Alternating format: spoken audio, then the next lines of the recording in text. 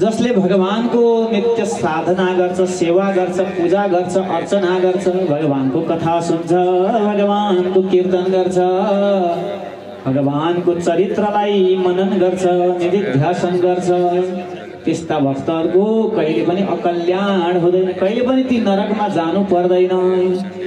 हे महाराज, हजुर पनि चिन्ता नलिनुहोस्। त्यस्तो कुनै इतिहास छ त हे परमहंस, हे सुखदेव स्वामी भन्दाखेरि किन नहुने एउटा कथा छ, एउटा इतिहास छ, म हजुरलाई सुनाउँछु।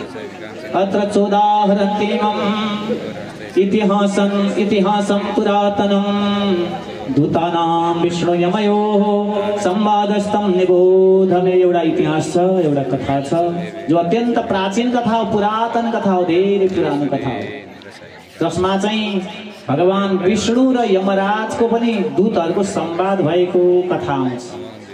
त्यस्तो कथा छ, त्यो कथा म हजुरलाई बताउँदछु। कान्यकुब्जे द्विजः कश्चे दासे पतिरजामिल नाम्ना नष्ट सदाचारो दास्या संसर्ग दूषितः। कान्यकुब्ज नाम गरेको देशमा, नगरमा एउटा अजामिल नाम गरेका द्विज ब्राह्मण थिए, जो ब्राह्मण के थिए भन्दा दासीहरूका पति थिए, दासीहरूको संगत गर्थे, दासीका पति थिए, ब्राह्मण थिए, तर ब्राह्मणत्व कर्म गर्दैनथे, अवक्ष चिजहरू, आफ्नो सदाचारहरू पनि नष्ट गरेका थिए, आफ्ना सद आचरणहरूलाई पनि त्याग गरेका थिए। नाम्ना नष्ट सदाचारो दास्या संसर्ग दूषितः, आफ्नो सदाचारहरू पनि त्याग गरेका थिए। गायत्री जप गर्दैनथे, सन्ध्या जप गर्दैनथे, भगवानको पूजन गर्दैनथे, भगवानको अर्चन गर्दैनथे, यस्ता सदाचारहरूबाट रहित भएका थिए। अब धेरै तिनका पत्नीहरू दासीहरू थिए, अब धेरै दासीहरू पत्नीबाट अब धेरै सन्तानहरू पनि भए। एक समय सन्तहरू चाहिँ चतुर्मासको समय रहेछ, सन्तहरू सत्सङ्ग गर्न, भगवानको भजन गर्न, कीर्तन गर्न भनेर आउनु भएको थियो। त्यही सत्सङ्गमा ती अजामिलका जुन दासीहरू पनि गएका रहेछन् र सन्तहरूले भनिदिए, तिम्रो कान्छो छोराको चाहिँ नाम चाहिँ राख्दाखेरि नारायण नाम राख्नु, नारायण भनेर नाम राख भनेर बताइदिए। र आज सन्तहरूकै कृपाले कान्छो छोराको नाम चाहिँ नारायण भनेर राखेका थिए। अब तिनै सन्तानलाई चाहिँ अब हुर्काउन बढाउन धेरै दुःख भयो। त्यही सन्तानको लागि त गर्ने हो नि माता पिताले, आफ्नो सन्तानकै लागि चाहिँ हुर्काउन बढाउन पढाउन उपचार गर्न, होइन, त्यही सन्तानको लागि समयहरू खर्च गर्छ। त्यही सन्तानले पछि आमालाई चाहिँ के गर्छ, पाल्न सक्दैन, वृद्धाश्रममा लान्छ। हेर्नुहोस् कस्तो व्यवहार। हाम्रो दर्शनले, संस्कारले भन्छ मातृदेवो भव, पितृदेवो भव, आचार्य देवो भव, गुरुदेवो भव, अतिथि देवो भव। माता पिता अतिथि गुरुजन भनेका साक्षात् भगवान नै हुन्। भगवान खोज्न बाहिर जानु पर्दैन। आफ्नो माता पितालाई राम्रो आचरण गर्यो, राम्रो व्यवहार गर्यो भने त्यही हो भगवत प्राप्ति हामीले प्राप्त गर्दछ, भगवानलाई प्राप्त गर्दछ। आज तिनै सन्तानलाई हुर्काउन भनेर अनेक कर्महरू गरे, दासीको पनि सङ्गत गरे, हत्या हिंसा छल कपट, त्यही सन्तान पाल्नलाई अनेक कर्म कुकर्म पनि गरे, पाप कर्म पनि गरे। यस्तै यस्तै कर्मले गर्दा चाहिँ कर्मको फल त हामीले भोग्नै पर्छ, कर्मको फल हामीले अवश्य भोग्नुपर्छ। अवश्यमेव भोक्तव्यम कृतं कर्म शुभाशुभ, शुभ अशुभ, राम्रा नराम्रा पाप पुण्यको फल हामीले भोग्नै पर्छ। यसरी नै अब समय व्यतीत भयो, त्यही सन्तानको लागि नै आफ्नो समय खर्चे। अब ती अजामिल पनि अलि वृद्ध भए, अलि बुढो भए, वृद्ध अवस्था प्राप्त भयो। अब वृद्ध भइसकेपछि शरीर पनि गलित हुन लाग्यो, रोगहरूले पनि दुःख दिन लागे, आदि व्याधिहरूले पनि दुःख दिन लागे। र एक समय के भएछ भन्दा उनले चाहिँ स्वप्न जस्तो, सपना जस्तो देख्न लागे। आफूलाई त यमराजका डरलाग्दा दुईवटा दूतहरू लिन आइरहेका छन्। लामा लामा केसहरू छ, लामो लामो कपाल छ, कालो कालो डरलाग्दो स्वरूप छ। लामो लामो नङ छ हतियार जस्तो रे अनेक तीखा तीखा नङहरू छ त्यस्तो डरलाग्दो स्वरूपहरू भएको यमराजका दूतहरू त आज अजामिल ब्राह्मणलाई दिन भनेर आइरहेका छन्। आज अजामिल ब्राह्मण रुन लागे, कराउन लागे, चिच्याउन लागे, आज म नरकमा पर्ने भई। त्यही बेलामा आफ्नो छोरोलाई, कान्छो छोरोलाई बढी प्रेम गर्थे। कान्छो छोरालाई बोलाउन लागे, हे बाबु, हे कान्छा, हे नारायण, हे बाबु भन्दै चिच्याउन लागे, कराउन लागे। आज त्यो अन्तिम अवस्थामा, प्राणान्त अवस्थामा आज भगवान नारायणको त्यो नाम आज अजामिल ब्राह्मणले दिन पर्यो। न त नारायणको नाम त लिएका होइनन्, आफ्नो छोरालाई बोलाएका हुन्, तर भगवानको नाम नारायण जुन नाम छ, हामीले भगवानको नारायणको नाम जानेर नजानेर जसरी लिए पनि त्यसले काम गर्छ। आगोले बच्चाले छोयो भनेर पोल्दैन र आगोले पोल्छ। आगोको धर्म पोल्नु हो। अब माताजीहरूले खाना बनाउँदा कति पटक पोलेको होला आगोले। आगोको धर्म हो पोल्नु, पानीको धर्म हो शीतल दिनु, भगवानको पनि धर्म हो सारा पापहरूलाई नाश गरिदिनु। आज अन्तिम अवस्थामा प्राण अजामिल ब्राह्मणले नारायणको नामको आश्रय लिए, भगवानको नामको आश्रय लिए। आज भगवानका पार्षदहरू त्यो अजामिल ब्राह्मणलाई दिन भनेर भगवानको धाम, भगवानको वैकुण्ठ धाम दिन भनेर आइरहेका छन्। यमराजका दूतहरू पनि आइरहेका छन्, डरलाग्दा दूतहरू छन्। अब कहाँ लाने, वैकुण्ठ लाने कि नरक लाने, अब निर्णय गर्न पर्यो। यमराजका दूतहरू भन्छन्, हे भगवत पार्षदहरू हो, हे नारायणका पार्षदहरू हो, हे हरिका पार्षदहरू हो, त्यो अजामिल ब्राह्मण भएर पनि हेर सदाचार छैन, यसको दासीको सङ्गत गर्छ, अधर्म पाप कर्म गरेको छ, त्यसकारण यसलाई हामी नरकमा लिएर जान्छौँ। भगवानका पार्षदहरू भन्नुहुन्छ, यसले जीवनभरि पाप कर्म गर्यो ठिक छ, तर यसले अन्तिममा भगवानको नामको आश्रय लिएको छ, भगवानको नाम जपेको छ। जसरी कपासको ठुलो थुप्रो छ भने हामीले सलाई कोरेर चुस्छ त्यहाँ फाल्यो भने एकैछिन खरानी हुन्छ, त्यस्तै यसले पनि भगवानको नाम लिएको छ। यसले जीवनभरि गरेको पापको पुञ्ज, पापको थुप्रो त अब नाश भइसक्यो, खरानी भइसक्यो। अब हामी यिनलाई भगवानको लोक लिएर जान्छौँ। के हो धर्म? तिमीहरूलाई धर्मको बारेमा थाहा छ? हे यमदूत हो भनेर सोध्नुहुन्छ भगवानका पार्षदहरू। त्यसपछि यमदूतहरू भन्छन्, वेद प्रणिहितो धर्मो ह्यधर्मस्तद् विपर्यय वेदो नारायणः साक्षात् स्वयंभूरिति विश्वश्रुमा। वेदले बताएको मार्गमा हिँड्नु त्यही हो धर्म। अब वेद विपरीत कर्महरू गर्यो, शास्त्रले बताएका निषेध जुन नियमहरूलाई, नीतिहरूलाई पालन नगरी कर्म गर्यो भने त्यही हो अधर्म। र त्यो वेद भनेको को हो रे भन्दा साक्षात् भगवान नारायण हुन्। वेद भनेकै भगवान नारायण हरि हुन्। यस्तो स्वयम्भू ब्रह्माजीले बताउनु भएको छ। वेदले बताएको मार्ग गर्न धर्म, वेद भनेकै नारायण भने नारायणको शरणमा परेको यो भक्तको कसरी अकल्याण हुन्छ? हे बाबु गएर जाओ सोध तिम्रा मालिकलाई, यमराजका दूतहरूलाई, यमदूतलाई गएर सोध जाओ। पठाइदिनु भयो भगवानका पार्षदहरू।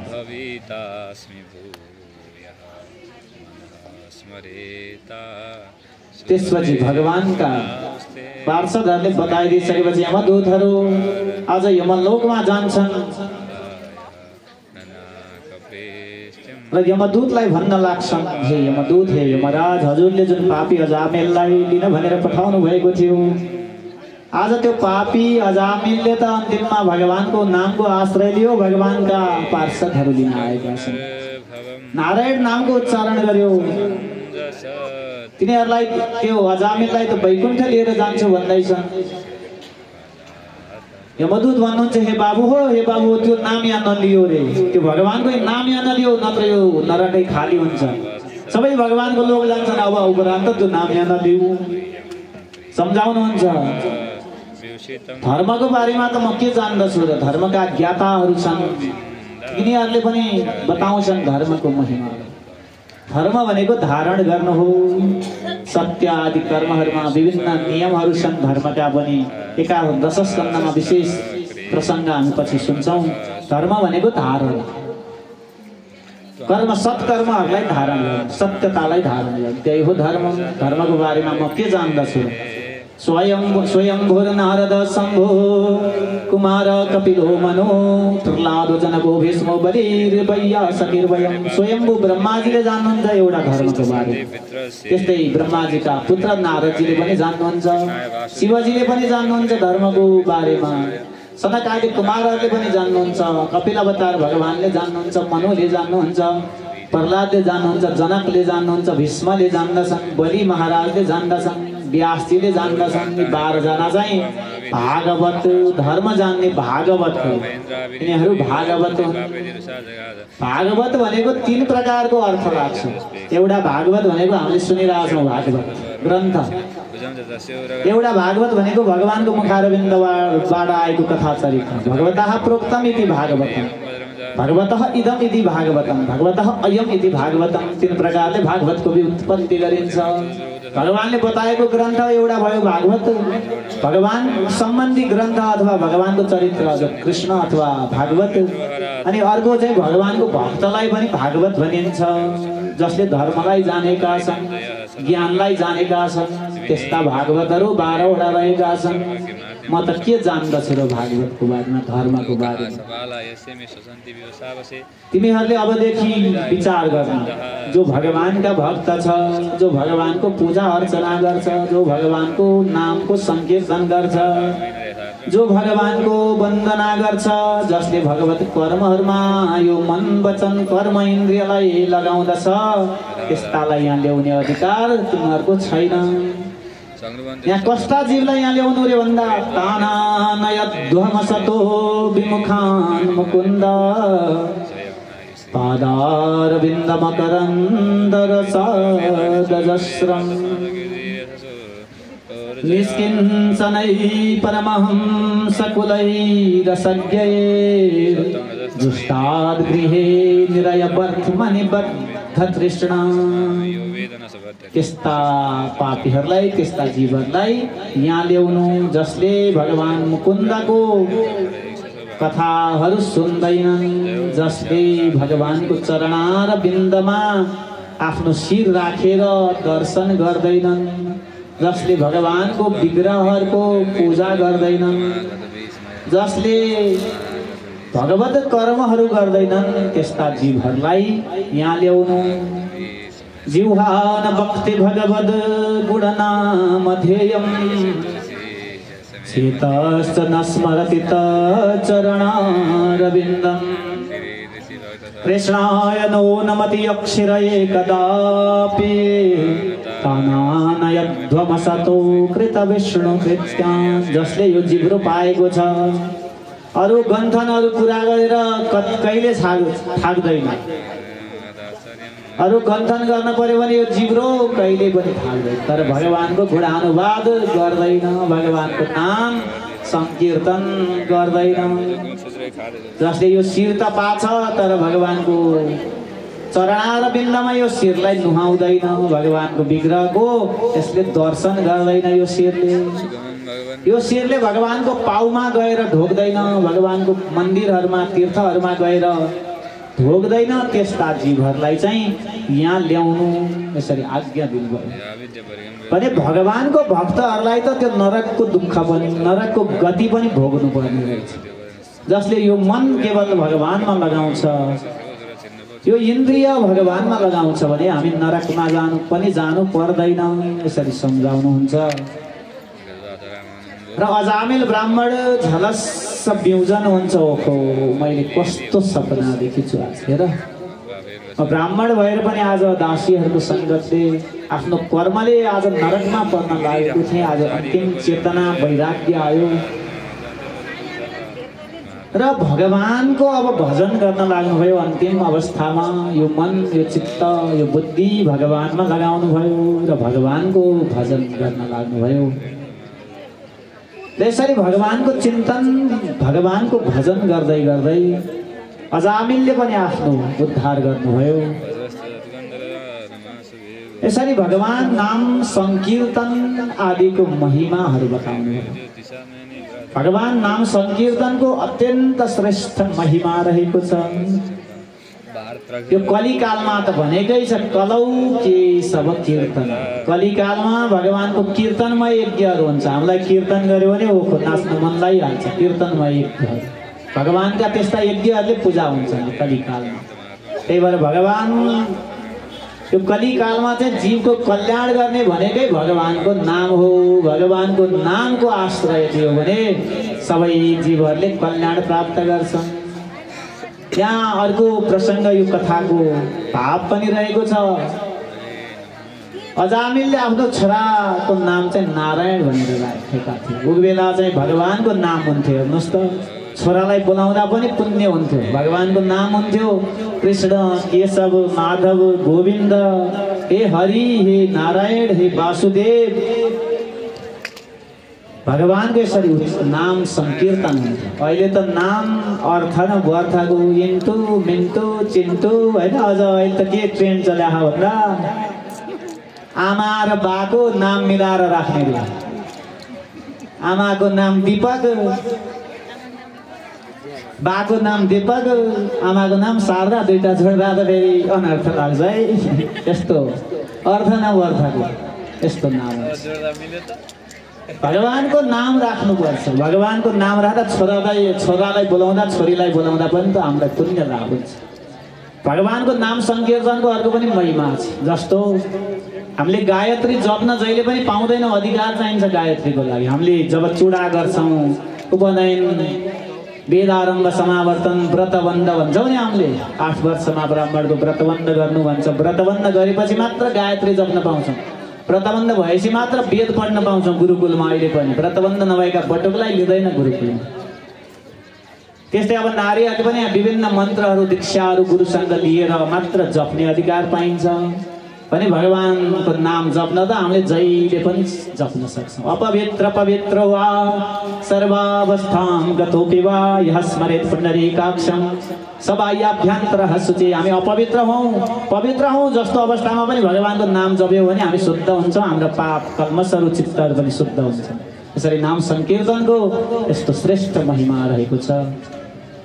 र भगवानको नाम संकीर्तनद्वारा नै यो कलिकालमा त सबैले जीवहरूले कल्याण प्राप्त गर्दछन्।